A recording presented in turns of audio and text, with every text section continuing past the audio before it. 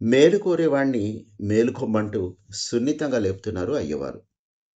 తూర్పు దిక్కు సూర్యుడికి అప్పటి వరకు పాలు కుడిపి, సాయంత్రం దాకా భూలోకంలో ఆడుకు రమ్మని తన పాలింట్ల పర్వతాల మధ్య నుంచి పంపేసింది. ఆ పిల్లాడు కంటికింపుగా బయట పడినవాడే మధ్యాహ్నానికల్లా లోకులందరికీ కంటగింపుగా మారిపోతాడు. ఎక్కడి నుండి బయలుదేరిందో కరిమబ్బుల గుంపొకటి బడిబడిగా పరుగెడుతూ అయ్యకోనిటి దగ్గరకొచ్చి ఆగింది. ఏ మేఘ సందేశాలు అందుకుందో సరస్సంతా ఒక్కసారిగా జలజల నవ్వింది. దక్షిణ గట్టునున్న కుర్రాడొకడు ఏమీ తోచక విసిరిన గులకరాయికి కితకితలొచ్చి కిలకిలమంది. అలా మొదలైన ఒక్కో అల చెరువంత పాకేసింది.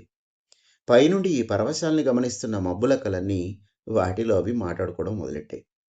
ఇదుందే ఈ కోనేరు నా చిన్నతనాల నుంచి చూస్తున్నానే. కాస్తంత వానకే కడుపు నింపేసుకుంటుంది. గట్టునున్న వాళ్ళని చూసి గలగలమంటుంది. ఆ మొదటి మెట్టు మీద ఆదిభట్ల ఆయన కూర్చునేవాడు. జ్ఞాపకం ఉన్నాడా నీకు? అంది మేఘమాల. నాకు తెలియకే. పడమర గట్టునున్న వేణుగోపాల స్వామి మఠంలో తన శిష్యులందరికీ విద్య నేర్పివాడు.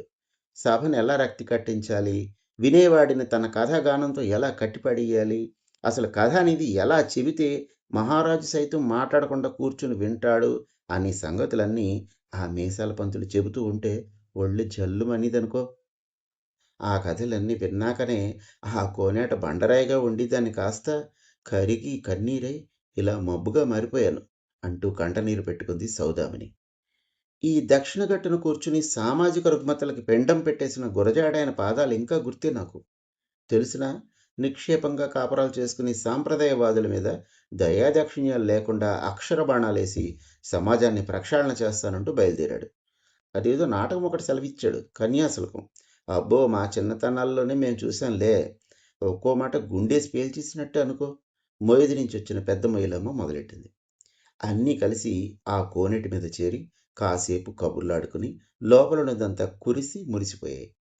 అప్పటి వరకు నిశ్శబ్దంగా తడిసి ముద్దైన కోనేరు తన అనుభవాన్ని చెప్పడం మొదలెట్టింది. ఇప్పటికీ గట్ల మీద సాయంకాలం అయితే చాలు గొప్పలకు పోయే గిరీశాలు, గోల్గప్పాలు తింటూ మోడర్న్ వెంకటేశాలు బోలెడంతమంది జనానికి జల్ల కొట్టేసి రోజు గడుపుకునే రామపంతుల్లో ఉన్నారు ఇప్పటికీ. 10 మంది మంచి కోరే సౌజన్యారావు పంతుళ్ళు, కష్టకాలంలో చక్రం అడ్డేసి ఆదుకునే కరటక శాస్త్రులు కనబడతారు ఇక్కడ. మధురవాణిని మాత్రం ఇప్పటికీ చూడలేదు అమలు. అదొక తీరని కల. మనం చూసిన సుబ్బికి మళ్ళీ గట్టిగా బిగించి కట్టిన జడ, అందులోకి అలా ఉత్తరగట్టున జయంతి వారి ఇంట్లోంచి తెంపుకొచ్చిన బంతిపువ్వు ఒకటి పెట్టుకున్న ఆడపిల్లలు ఎవరిని ఈ మధ్య చూడలేదమ్మా. నేమాని వారి కుర్రాడల్లే జుత్తి విరబోసుకున్న అమ్మాయిలే ఎప్పుడు కనబడుతున్నారు. తూర్పు గట్టు మీద ఉండే ఆంజనేయ స్వామికి మంగళవారం వస్తే చాలు అప్పాలే, ఆకలే, ఆకులే అంటూ ఒకటే గోల. తెల్లవారితేనే ఒళ్ళంతా సింధూరం మెత్తేసుకుని కోపం వచ్చినట్టు కనబడతాడా. కానీ ఎంత చల్లటి చూపో. ఈ కోనేరంత పెద్ద మనసున్న దేవుడు. ఇంకా ఈ గట్ల మీద కొట్టే కొబ్బరి చెప్పుల చప్పుళ్ళు, కొత్త కోడళ్ళని తిట్టే అత్తగారుల దెప్పుళ్ళు కూడా వినేదాన్ని. అప్పుడప్పుడు మధురమైన సంగీతం వినబడేది. అదెక్కడో పడమటి కుర్రాడు ఒకడు వచ్చేసి పట్రాయన ఆయన దగ్గర పట్టుబట్టి పాట నేర్చుకున్నాడు. ఆ ఖంగుకి సినిమాల హంగు కలిస్తే చెప్పేదేముంది. ఆయన మది శారదాదేవి మందిరం. ఆ సుశీలమ్మతో యుగళాల కోసమే పుట్టిన గళమది. వెన్నెల రోజుల్లో ఈ గట్టున కూర్చుని ఏ చెటి నుండి వీచెనో ఈ చల్లని గాలి అంటూ పాట వినేవారు ఈ వాళ్ళందరూను. ఇదేం పాట రోయ్ అంటూ నేను ఓ చెవాటు పడేసేదాన్ని. అంత కంగుమని కంఠాన్ని దొంగలగా మార్చేసి మత్తుగా పాడుతుంటే బొంగు తిన్నట్టుండేదనుకో. అటువైపు చూసావా, ఆ ఎత్తరుగుల ఇళ్ళన్నీ ఇప్పుడంత బోసిగా కనబడుతున్నాయా? ఆ దేవరకొండ ఆయన టీవీగా కూర్చునుంటే చుట్టూతో అంతా చేరి భువన విజయంలో ఉండేదనుకో. ఇప్పుడు వాళ్ళ మనవలంతా టీవీల మీద కూర్చుంటుంటే ఆ అరుగుల్లో మనసులు విరిగి వీధి కుక్కలు మురుగులవుతున్నాయి. ఒకటొకటిగా డాబాలన్నీ మేడలైపోయాయి. వాహనాలకు కూడా చోటు లేనంత ఇరుకిరుకుగా తయారైపోయారు. దారిన పోయే దానయ్యల దాహం కోసం మజ్జిగలిచ్చేవారు పూర్వం. ఇప్పుడు ఆ మంచి మనసులన్నీ చలివేంద్రజాల మహేంద్రజాలాలతో రాజకీయమయమైపోయాయి. కార్తీకం నెల్లాళ్ళు ఆ ఆవు నెయ్యి వాసన, పత్తి కాలిన పరిమళము, నిత్యం మోగుతూ నా గుండె జల్లుమనిపించే ఆ గుడిగంట ఎంతిష్టమో నాకు. సరాసరి కైలాసం నుంచి వచ్చేసి ఇక్కడ శంకరుడు మఠం వేసి కూర్చున్నాడు అనిపిస్తుంది నాకు ఈ శంకర మఠం చూస్తే. రేతి రైతే చాలు చీకటొచ్చి నన్ను నా కడుపులోని ఈ బండల్ని కౌగిలించేస్తుంది. అదెంత భయమో తెలుసా మీకు? ఎవరొచ్చి పలకరిస్తారు?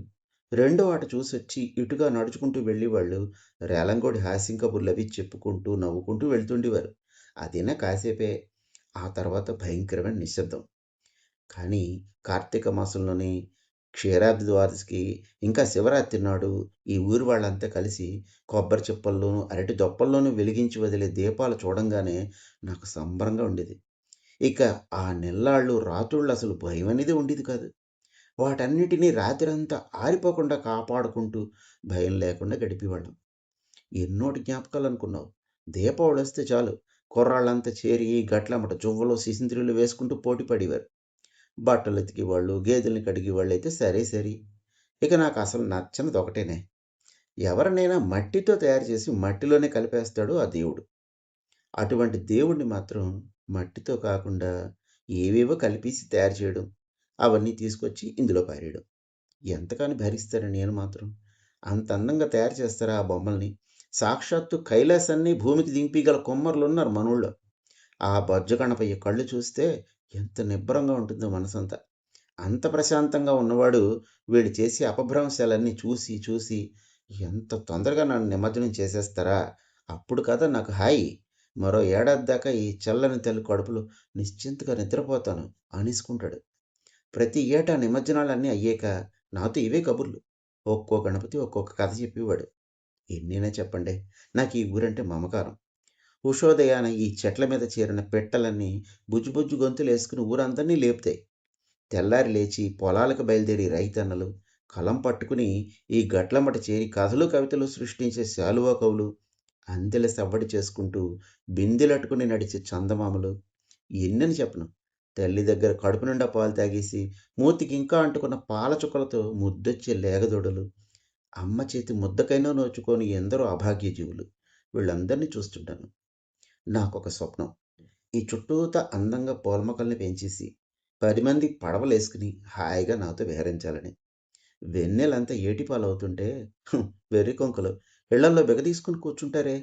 నాతో కలిసి ప్రతి పౌర్ణమికి అంత వెన్నెల్ని జుర్రేసుకుంటే ఈ రోగాలకి, రొష్టులకి ఆ కటకం డాక్టర్ కూడా ఇవ్వలేని మందులాగా పనిచేస్తుంది. ఎవరైనా వింటారా నా ఘోష? అంటూ మౌనంగా రోదించసాగింది అయ్యకోనేరు. మేఘాలన్నీ ఎప్పుడో కరిగి కన్నీరైపోయాయి. మీ కొచ్చెలకోట జగదీష్. ధన్యవాదాలు.